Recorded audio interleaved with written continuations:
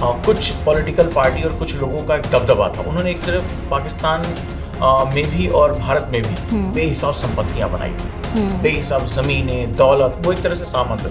और ऐसा ही पाकिस्तान में है। तो ये डर से निकलना पड़ेगा। विदेश नीति में डर की कोई जगह नहीं होती है, बस ये इच्छा शक्ति की बात है। और दोनों तरह की इच्छा शक्ति की जरूरत होगी, राजनीतिक भी और सामाजिक भी। और भारत में जो ये ढेर सारे लोग जो हमेशा रुदाली का रुदन करते रहते हैं, ये हो जाएगा, वो हो जाएगा, तो उनको ये पूछना चाहिए, जब तुमने शांति के कबूतर उड़ाए थे पक्षी, तो चाइना ने तुम्हारे तोते क्यों उड़ा दिए?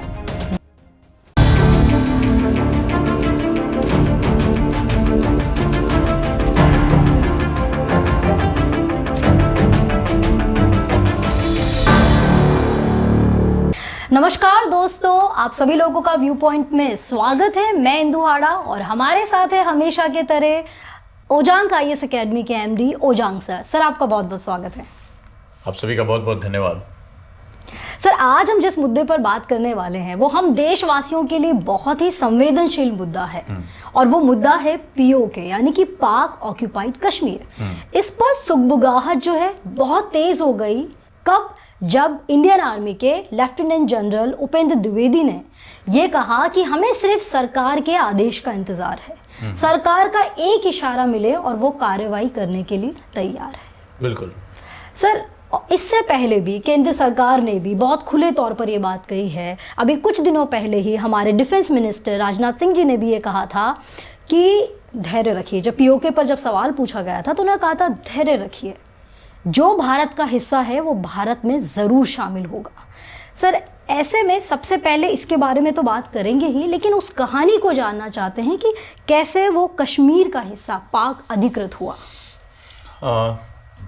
बहुत अच्छा क्वेश्चन है और यहाँ से हम शुरुआत भी अपनी कर सकते हैं। जब देश का बंटवारा हुआ, बहुत ही दुखद घटना थी और ये बंटवारा धर्म के आधार पर हुआ, जिसमें कि पाकिस्तान, जिसमें पश्चिमी पाकिस्तान और पूर्वी पाकिस्तान, ये दो हिस्से बने और भारत से वो अलग हुए। वो बंटवारा भी अपने आप में रेशनल नहीं था। अगर देखा जाए तो उस समय केवल 18% आबादी ट्रांसफ़र हुई थी और भारत का 25% हिस्सा चला गया था। यानी भारत की जो 18% आबादी के लिए 25% का हिस्सा उस समय जब आज़ाद हुआ था भारत, तो बंटवारा जब हुआ तो ये दिया गया, जो कि रेशनल नहीं था। यानी जो भारत की 75% ज़मीन थी वो बहुत ज़्यादा, यानी अगर हम बात करें तो लगभग 82% आबादी के लिए वो बची। तो यानी शुरुआत से ही हमने संसाधनों पर दबाव डाला। खैर, पाकिस्तान ने चूंकि ये सारा काम झाम जो किया उसने वो यही करके किया कि वो भारत से हेटेड यानी घृणा के आधार पर अलग हुआ। जब ये अलग हुआ तो फिर भारत का जो रवैया था बड़ा ढुलमुल था।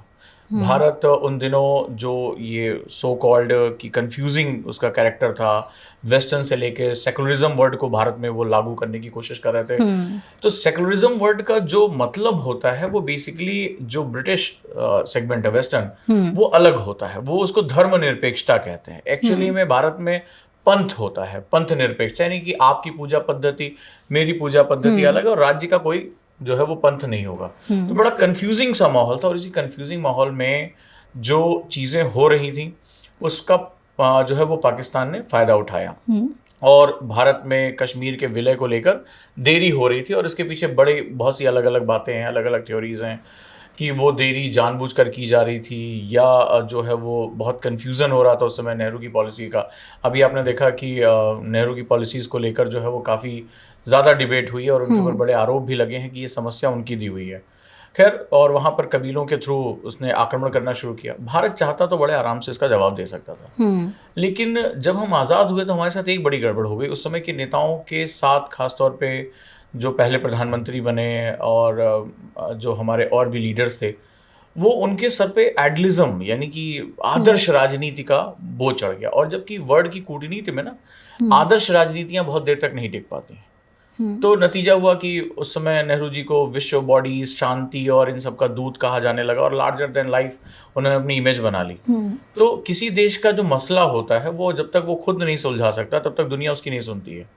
तो फिर ये हुआ कि आक्रमण किया पाकिस्तान ने, कबीलों को आगे किया, कबीलाई लोगों ने आक्रमण किया और वो घबरा कर जो है वो भागते चले गए संयुक्त राष्ट्र और वहाँ उन्होंने उसको अंतर्राष्ट्रीय मसले में कन्वर्ट कर दिया। सीज फायर हुआ तो जो सेनाएं थी वो वहीं के वहीं, जहाँ जिसका जो दायरा था रुक गया। तो एक जो हिस्सा था वो चला गया आपका पाकिस्तान के पास, एक भारत के पास रहा। तो ये जो हिस्सा था, जो पाकिस्तान के पास हिस्सा, उसको पीओके कहा जाता है, पाक ऑक्यूपाइड कश्मीर कहा जाता है उसको। तो ये बड़ा ही मतलब उसको रखा जाता है। और उनके लिए क्या है, उनके लिए ये है कि वो आज़ाद कश्मीर हो गया और भारत के पास जो कश्मीर है वो गुलाम कश्मीर हो गया। तो कुल मिलाकर ये जो है वो दोनों के बीच में रस्साकसी का एक हमेशा से हिस्सा बना रहा। समस्या गंभीर और तब हो गई जब 370 हमारे आर्टिकल में चला आया और कश्मीर जो हमारे हिस्से का कश्मीर जो है वो बेसिकली एक बफर स्टेट बन गया, अपना संविधान अपने तरीके से। ये दूसरी सबसे बड़ी गलती थी, भयानक गलती थी ये। मतलब ये होना ही नहीं चाहिए था किसी हालत तो सर ये आर्टिकल उसी समय आया था या हाँ, जबकि उसको अस्थायी जो है उपबंध दिया गया। क्या सोचकर, इतना डर हमारी विदेश नीति में हमेशा से रहा, हम कभी निडर ही नहीं हो पाए अपनी विदेश नीति में। सर आप कह रहे हैं उसे अस्थायी दिया गया था, लेकिन वो इतने सालों से समय था। और सबसे बड़ी बात, एक तो पाकिस्तान और भारत के बीच में पीओके, ठीक है, वहां पे अपने कुछ लोग रह रहे हैं और बहुत महत्वपूर्ण है वो पूरे मध्य एशिया की चाबी है, वो अफगानिस्तान से जुड़ने की चाबी है। और टूरिज्म से लेकर हर तरह का वहाँ पे बहुत कुछ मौजूद है। उसके बाद दूसरा सबसे बड़ा कि जो कश्मीर है उसमें 370, भारत सरकार डायरेक्टली इंटरवीन नहीं कर पा रही है। तमाम मसले उनके पास अलग हैं, वो अलग जब चाहे इधर बॉल फेंकते थे, जब चाहे उधर अलगाववादी वहाँ खुले घूमते थे, भारत सरकार उनको सुरक्षा देती थी। बहुत ही गंभीर मसला है। तो ये इससे क्या हुआ कि जो काफ़ी लंबे समय तक 70 सालों से ज़्यादा पाकिस्तान विदेश नीति में भारत के ऊपर हावी रहा। पूरे विश्व मंच पे हमें बदनाम करना, हमारे खिलाफ लामबंदी करना, बड़ी बड़ी फंडिंग लेना, देशों को एकजुट करना और बहुत कुछ हमारी प्रगति को रोकने में वो बहुत सफल रहा। उसका कारण ये था पीओके उनके पास, प्लस हमारे ही कश्मीर में जो 370, उसकी वजह से हमारा डायरेक्टली काबू नहीं। मैंने पहले भी वीडियो में बताया था कि कभी भी जो बॉर्डर स्टेट है वो बफर स्टेट नहीं होना चाहिए। उनके बीच में, ये दोनों के बीच में घूमते हुए नहीं रहना चाहिए। तो जब से 370 हटा तब से हमारी पावर डायरेक्टली पहुंच गई वहां पे कि अब हम 370 हटने के बाद डायरेक्टली वो हमारी पकड़ में आ गया, तो बफर स्टेट का दर्जा खत्म हुआ। अब बदलाव की एक बयार कश्मीर में चल रही है, वापस कश्मीर में ये चीजें आ रही हैं। और इधर पाकिस्तान की हालत खस्ता होती चली जा रही थी। उसने जो अपना काम करना था कर लिया, वो खुद ही बहुत इंटरनल टर्मोइल में फंसा है, तो वो अपने क्षेत्र की आर्थिक प्रगति नहीं कर पा रहा है। सर एक सवाल मेरे मन में ये भी उठता है कि आज हम इतने कॉन्फिडेंट तरीके से ये बात कह पा रहे हैं या इस तरह के बयान दे पा रहे हैं, क्यों हम इतने समय से पीओके को अपना हिस्सा नहीं बना पाए? क्या अड़चनें हमारे सामने थी? देखिए 1991 में संसद में ही रेजोल्यूशन पास हुआ था कि वहाँ पर उस समय नरसिम्हा राव की गवर्नमेंट थी और जो पीओके का हिस्सा है वो हमने उसको भारत का संप्रभु हिस्सा बताया था। वो हमारा सॉवरेन हिस्सा है कि इसको में लेना है। 1991 में आपने भारत की संसद में रेजोल्यूशन पास किया और आप उस पर कोई कार्रवाई नहीं कर पा रहे हैं। यही तो मैंने आपसे कहा कि हम बहुत लंबे समय तक डिफेंसिव खेलते रहे। एक्चुअली खेल और शतरंज का एक नियम होता है, ठीक है, तो वर्ड पॉलिटिक्स ऐसे होती है कि जो गेंद है, जैसे भी मान लो फीफा वर्ल्ड कप चल रहा है, तो गेंद जो है अगर आपकी साइड में है तो आपके सारे खिलाड़ी जो है डिफेंसिव खेल रहे हैं, और अगर आपने बॉल को उधर की डी में पहुंचाने की कोशिश की, उसके आसपास है, तो आप बहुत एग्रेसिव खेल रहे हैं। तो भारत की जो विदेश नीति रही ना, वो लंबे समय तक ये था कि हम जानबूझकर अपनी बॉल को अपनी ही गोल के पास रखते थे और हमेशा हम डिफेंसिव खेलते थे। हमारे यहाँ कोई आतंकवादी हमला होता था तो हम उनके सामने गिड़गिड़ाते, देखो तुम्हारे यहाँ हाफिज सईद जी ने, फलाने जी ने हमारे ऊपर हमला कर दिया। बस हम बचाव की स्थिति में, हम बचाव की स्थिति में, हम डिफेंसिव खेलते थे। अभी हमने अपनी फॉरेन पॉलिसी को थोड़ा सा चेंज कर दिया है। अब हम थोड़ा एग्रेसिव हो गए, अब बॉल को हम उनकी तरफ लेके चले गए। तो अब वो क्या, वो अपने गोल के आसपास घूम रहे हैं, वो हमारे ऊपर बातचीत नहीं कर पा रहे हैं। तो सबसे बड़ी बात है कि हमें पीओके एक सच्चाई है जो हमें लेना पड़ेगा, क्योंकि इसमें एक और घटना हो गई। नेहरू जी से दूसरी सबसे बड़ी गलती हुई 1962 में। उनकी जो वॉर पॉलिसीज थी वो समझ के बाहर थी। तो 1962 में उन्होंने जो है जो अक्साई चीन कब्जा किया चीन ने, वो बहुत ही महत्वपूर्ण एक घटना थी। अब चीन की महत्वाकांक्षा जबरदस्त है, चीन बहुत ज्यादा ऊर्जा चाहता है, तो यही पीओके के थ्रू आज वो अपनी सीपीईसी को लेके जा रहा है। अगर ये पीओके हमारे पास होता है तो सबसे महत्वपूर्ण सेगमेंट ये है कि हम चाइना को काउंटर कर सकते हैं, चाइना की हम गले की जो है वो नस दबा सकते हैं। तो इस तरह से हमारे लिए पीओके का होना बहुत बहुत ज़्यादा इम्पोर्टेंट है। बिल्कुल सही कहा सर आपने। और ये भी देखने को आ रहा है कि पीओके में जो जनता रहती है वो बहुत असंतुष्ट है। कहा जा रहा है कि वहाँ के लोगों पर अत्याचार हो रहे हैं, उनके साथ बदसलूकी हो रही है, और वहाँ की आवाम जो है वो पाकिस्तान के खिलाफ आवाज़ उठाने लगी है। वहाँ के एक बागी जो उनकी नज़र में कहे जा रहे नेता हैं, उन्होंने ये तक भी कहा है कि अगर 2023 तक पाकिस्तान ने अगर कश्मीर नहीं छोड़ा तो हम उनके खिलाफ हथियार उठा लेंगे। उन्होंने ये तक भी स्टेटमेंट दिया है कि हमें आज़ाद कश्मीर नहीं चाहिए, हम तो भारत में शामिल होना चाहते हैं और भारत का हिस्सा बनना चाहते हैं। तो ऐसे में हमारी राह और आसान हो जाती है। देखिए, आसान राह तब होगी जब आप अपनी बात को कहने की हालत में होंगे, राइट। इसके लिए बहुत ज़रूरी है, ये चीज़ें बहुत पहले से होती चली आई हैं और आपको ये समझना पड़ेगा कि धर्म के नाम पर आप कब तक लोगों को जो है बेवकूफ़ बनाओगे। हेल्थ नहीं है, सड़क नहीं है, बिजली नहीं है, जबकि आप जो गिलगिट बाल्टिस्तान का रीजन है वो इतना खूबसूरत है, जो स्वात वैली इतनी खूबसूरत है कि स्विट्जरलैंड भी उसके सामने बेकार है। मतलब उसको धरती पर स्वर्ग कहा जा सकता है, इतना खूबसूरत है। साथ ही साथ अगर हम व्यापार करना चाहें तो हमारे लिए नए मार्ग मध्य एशिया तक खुल जाएंगे। साथ ही साथ हम चाइना को काउंटर, बहुत कुछ अपॉर्चुनिटी है। सबसे बड़ी बात है कि जो लंबे समय तक भारत में जो इन्फिल्ट्रेशंस हो रहे हैं, जो आतंकवादी प्रशिक्षित होकर आ रहे हैं, उनका बेस कैंप ही पीओके है। उनका बेस कैंप, अगर भारत को आतंकवाद से छुट्टी पानी है, कश्मीर को फिर से जन्नत बनाना है, वहां पे फिर इकोनॉमिक ग्रोथ करनी है, तो ये तो करना ही होगा। आपको उधर की तरफ जाना पड़ेगा।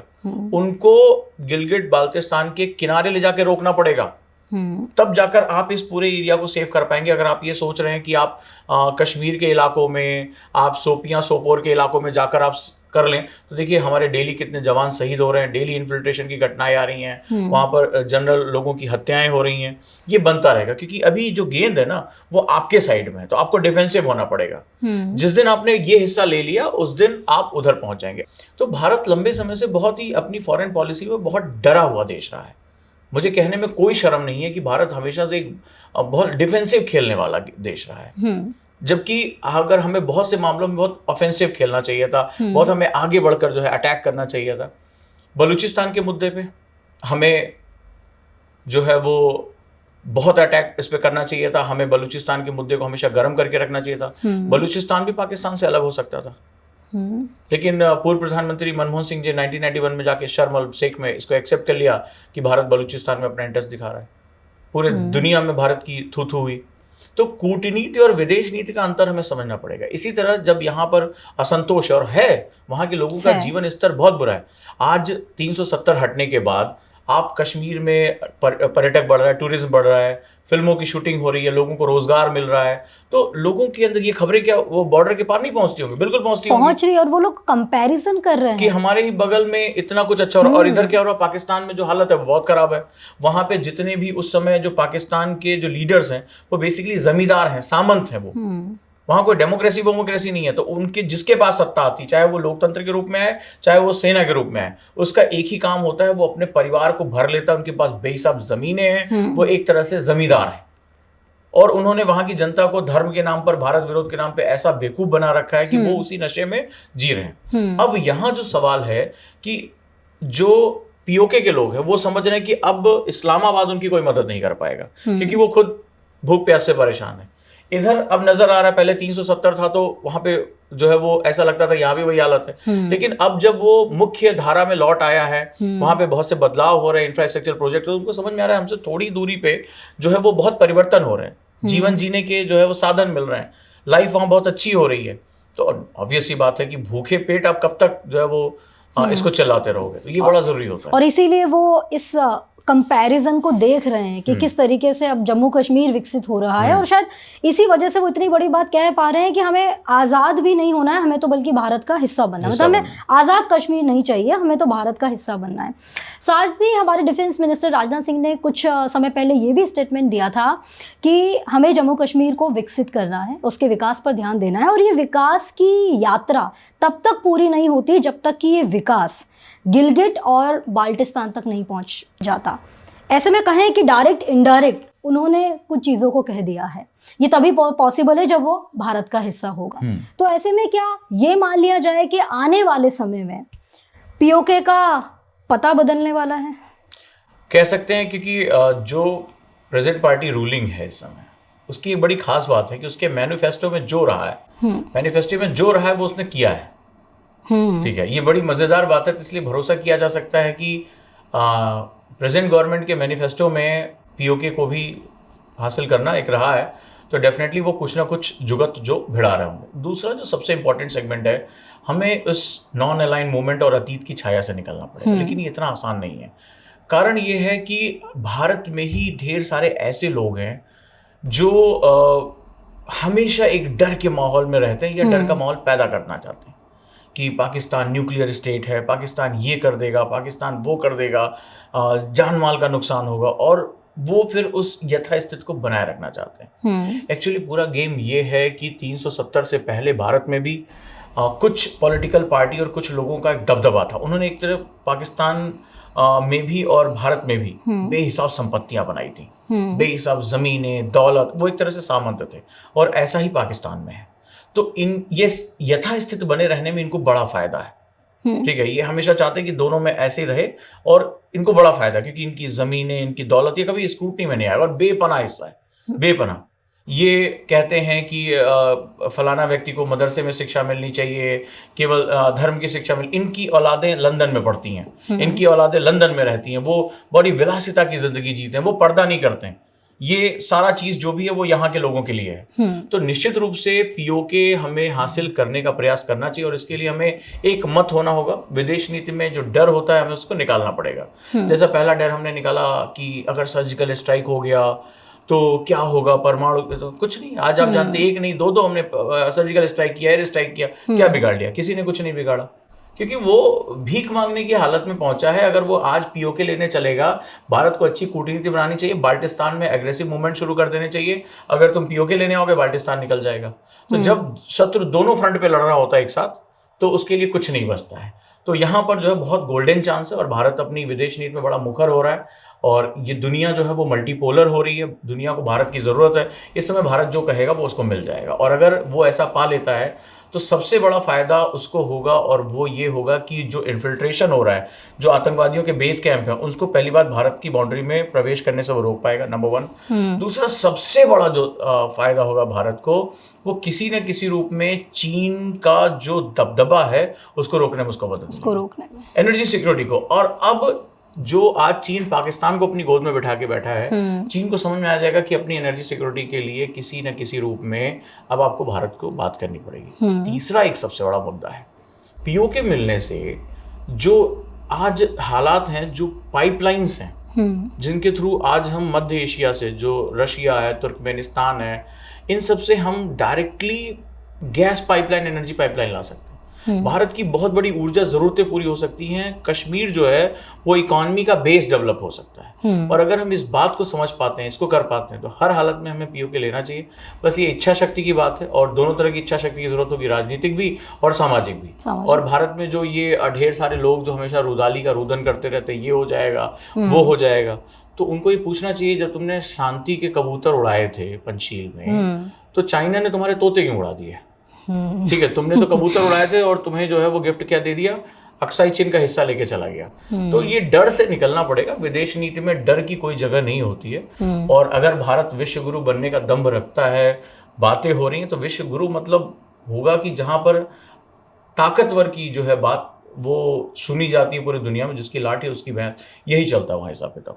सर बहुत बहुत धन्यवाद आपका इतना डीप एनालिसिस इस मुद्दे पर रखने के लिए, और आशा करते हैं कि आप सभी लोगों को हमारा आज का व्यू पॉइंट ज़रूर पसंद आया होगा। क्या सबसे ज़्यादा ख़ास बात आपको हमारे आज के डिस्कशन में लगी, कमेंट बॉक्स में लिखकर हमें ज़रूर बताइएगा। Thank you so much sir. Thank you so much, आप सभी का बहुत बहुत धन्यवाद।